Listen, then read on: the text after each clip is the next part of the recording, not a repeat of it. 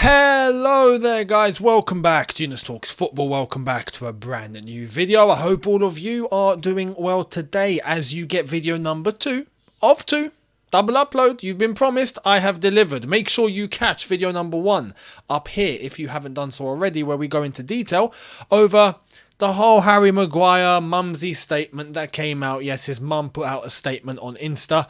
I think it was Insta, wasn't it? It was Insta. And I go into depth in explaining what the whole reason for this backlash against Maguire is actually about. And it's not about Maguire, it's about Southgate. And that's why I went into grave detail in video number 1. So check it out. Go and have a look if you haven't done so already. And keep up to date with the double uploads on here by making sure you subscribe and hit that notification bell to be notified once I've uploaded. Smash the like button if you do end up enjoying this video, and also make sure you check out the socials. They are on screen for you right now and in the description, so make sure that you are hitting those follows. Much appreciated. Let's get cracking. We're going to start off with the big story. It's normally Chelsea and then we move into the others, but Chelsea will come next, don't worry. We're going to start off with this whole Jadon Sancho chaos that's happened at Manchester United, and it's happening because it's Manchester United. It's as simple as that. Actually, no, I take that back. It's not Manchester United. It's Statement FC. Statement FC have come out with another one. Let's get into it. We got to just look at the amount of statements coming out of that club. We could do a 10-minute video just talking about statements. They've got more statements than points. I think. Oh no, that's probably taking it a bit too far. More statements than wins, that's for sure so far. So let's get into it. Here's Man United's statement. So the club clarifies the current situation with Jadon Sancho. This was the statement on manunited.com. Fabrizio clarifies exactly what it said, because it wasn't a large statement, by the way. All it said was this. So Manchester United have released an official statement on Jadon Sancho. Jadon Sancho will remain on a personal training program away from the first team group, pending resolution of a squad discipline issue.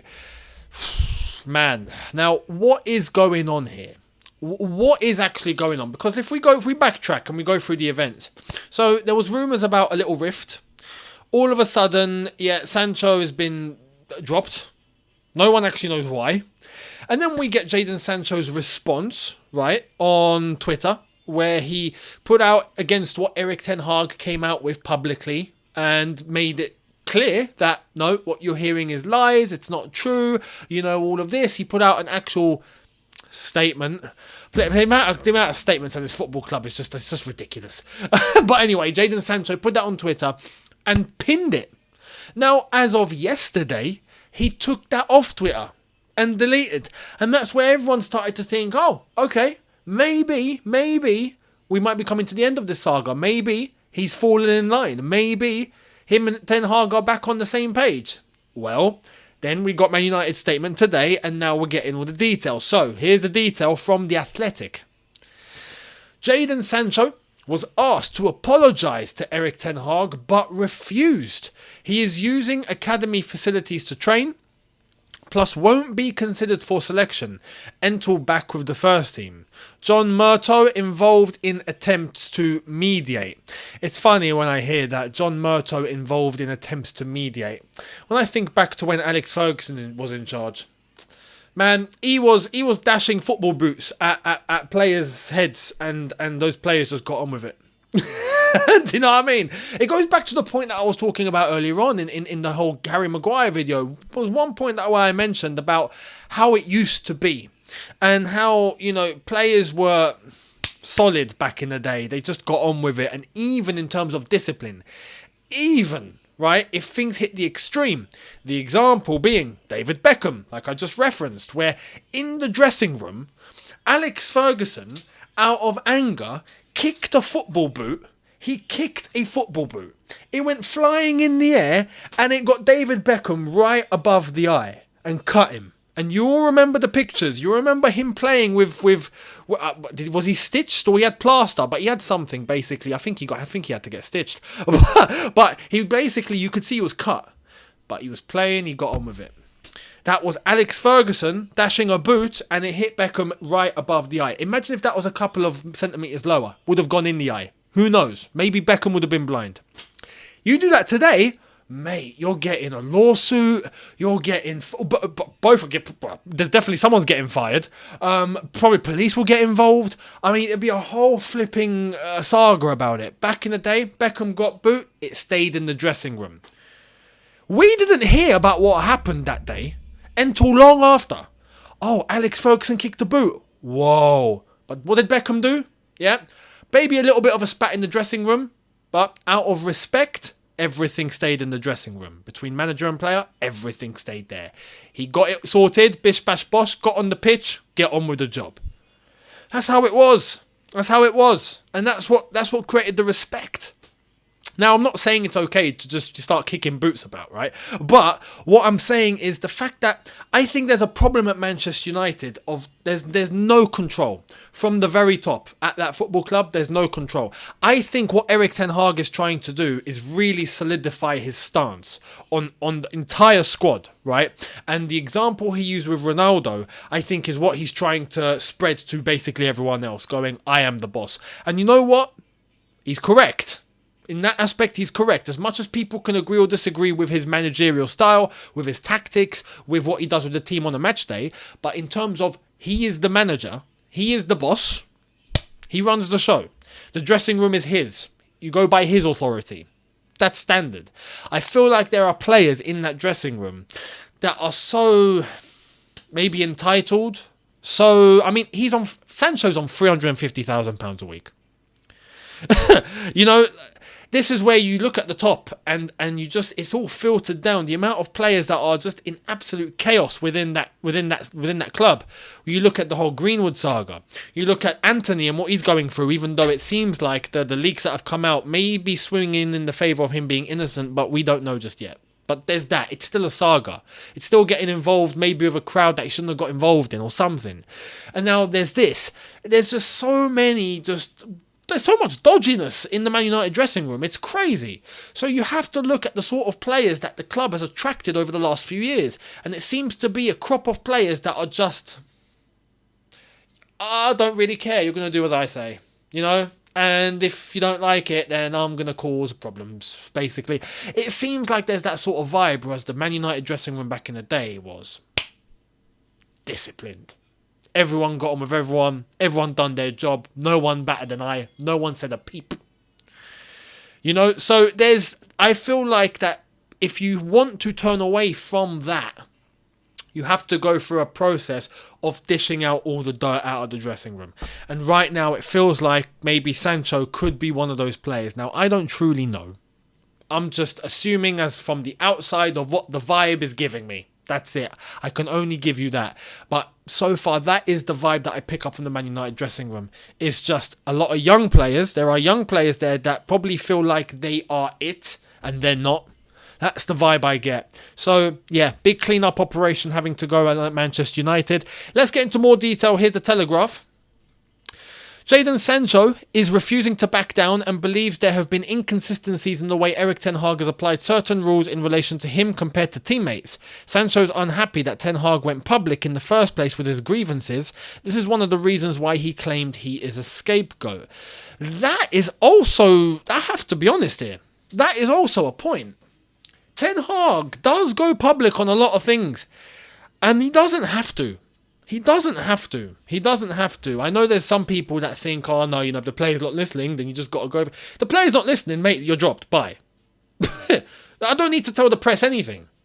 We'll sort this out internally. I don't like it. You don't want to change? No problem. You're dropped. Go and find a new club. Simple. That was Alex Ferguson's way. Alex Ferguson, if you know the Jaap Stam story, do you know the Jaap Stam story? When he got dished off to Lazio? He didn't even know he was transferred to Lazio. He had no idea. That's in the biography, by the way, if you go in and check. This came out years later. Do you see? This came out long after. We didn't know at the time. It was after. Why? Because everything stays in the dressing room. But the whole point was what Jaap Stam said something, I believe in a book, about something that went down in the dressing room. That's all he did. Alex Ferguson found out. Jaap Stam tried to show up to training the next day. Yo, what are you doing here? I've come to train. Mate, you're gone. You're meant to be in Lazio. See you later. Didn't even communicate it to him. That's the thing. There's no need to talk to the press. There's no need to get a middleman involved. There's no need to... This is why I look at John Murtough as the one that's trying to mediate. Mate, there shouldn't be a mediator. It should be between manager and player. Simple as that.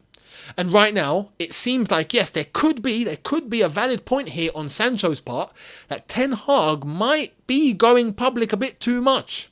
When in reality, he should sort everything out indoors. And if it gets to the point where he's got to make a key decision, make the key decision and keep it in-house. Simple as that. If you want to lie to everyone else, if you want to lie to the public and say and to the press and go, yeah, he's out with an injury. Or he's not feeling well, or we're not including him. You do you. Or there's an issue, we don't want to go into more detail. You're not forced to go into more detail, even though there's leaks and whatnot, people will probably find out now. But if you want to go with a lie, you can go with a lie. But this is the thing. Maybe Ten Hag does go a bit public. That is a point. We'll see. Well, let me know your thoughts. I'd love to hear your thoughts on this whole story.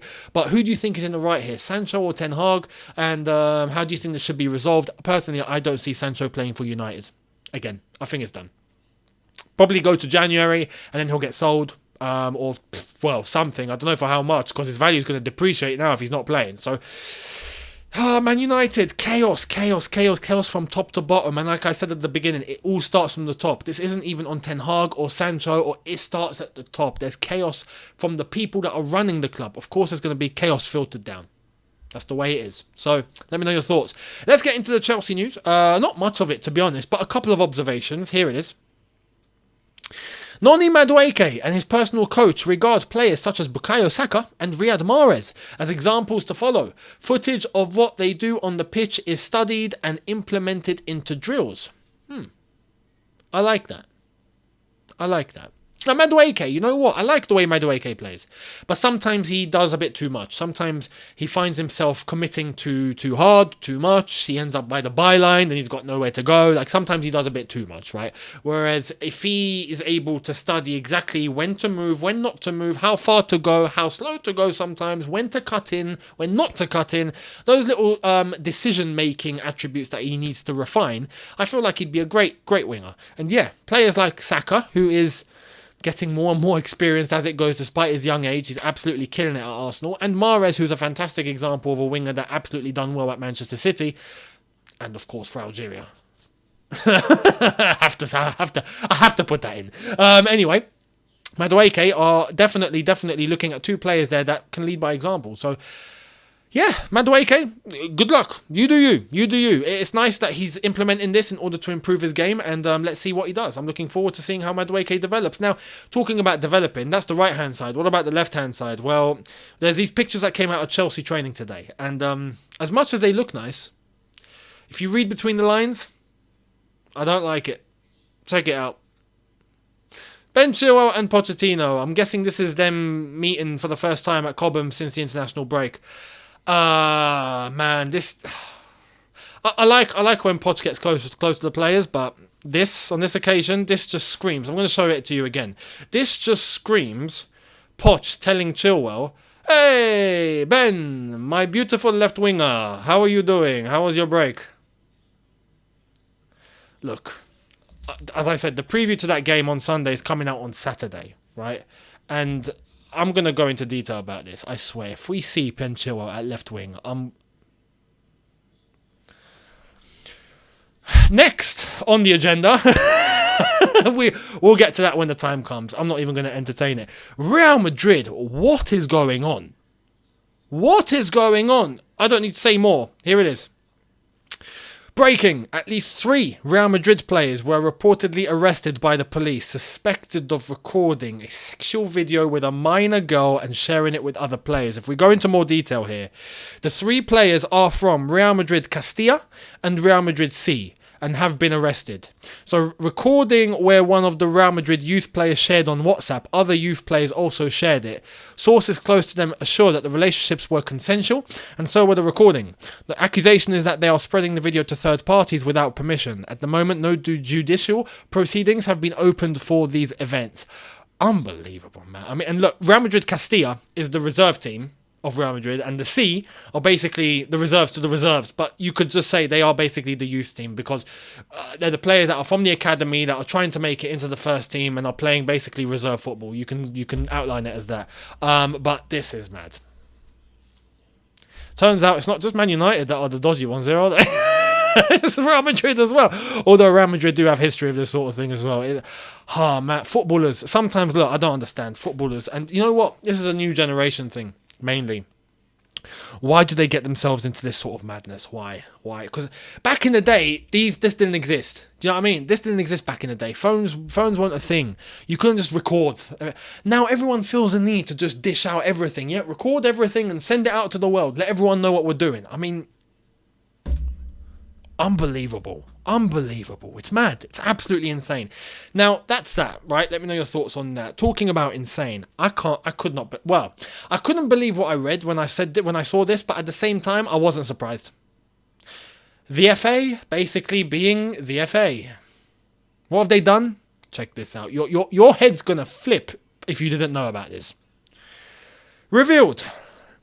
The FA secretly let off a manager who had been gambling on football. The manager, who cannot be named because of a court ruling, was spared at the same time Ivan Toney and others were being punished. The FA is refusing to say why. Unbelievable. Now, it goes on to detail saying, I've had to turn off replies because the manager has anonymity due to an alleged blackmail case against him last year. What I can say is various footballers have been punished for having just a single bet, and the FA was extremely keen to keep this story quiet. The detail that says, a football manager who gambled nearly £1 million, including bets on his own sport, has secretly been let off by the FA. The manager had 8 betting accounts and admitted being a gambling addict in evidence. The case also involved 2 footballers being accused of blackmailing him. This is mad. This is insane, man. When you look at, there's Ivan Toney and there's another player who recently just got given a higher fine and a larger ban, basically a longer ban. And you're seeing a manager that's apparently done a madness, just like Ivan Toney and the other geezer did, but the FA have protected him. Do you see what I mean now? When we talk about referees and we talk about VAR and we talk about dodgy decisions and dodgy things happening, there we are. It's absolutely insane. So if anyone wants to try and tell you that, oh no, the FA are the standard. English football says the standard. It is, the creme de la creme and nothing goes wrong and we are absolutely clean. Lies. Absolute lies. We just hide it better until when a journalist managed to dig out the information. That's basically what happens in this country. It's ridiculous. Absolutely ridiculous. And goes to show exactly what really happens behind the scenes. So, unbelievable, but again, like I said, not surprising. So let me know your thoughts on that. Let me know, and don't start naming managers as well, please don't, because there is a court case going on in regards to a blackmail, so he's been given anonymity for a reason. So don't, if not you can get done. So don't. So I've warned you. Anyway, talking about legal action, bloody hell, what's going on in football? What is happening? I'm having to come on and talk about court cases and all this now. What's going on? And Bonucci's doing the same thing for Juve. Leonardo Bonucci is taking legal action against his former club, Juventus. Mad. I mean, he had to speak. He spoke and said, I've decided after great suffering to pursue a lawsuit against Juventus. I felt drained of everything, humiliated. What is going on? But basically what's happened, he was left feeling humiliated, right? And apparently, he went to Union Berlin for free in August.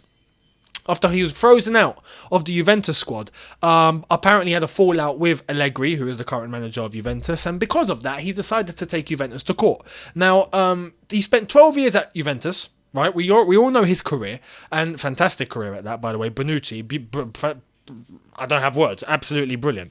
And in terms of, he was left out, right?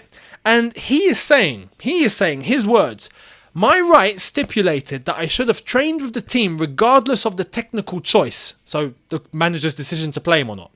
And been put in a position to physically be able to play during the following season.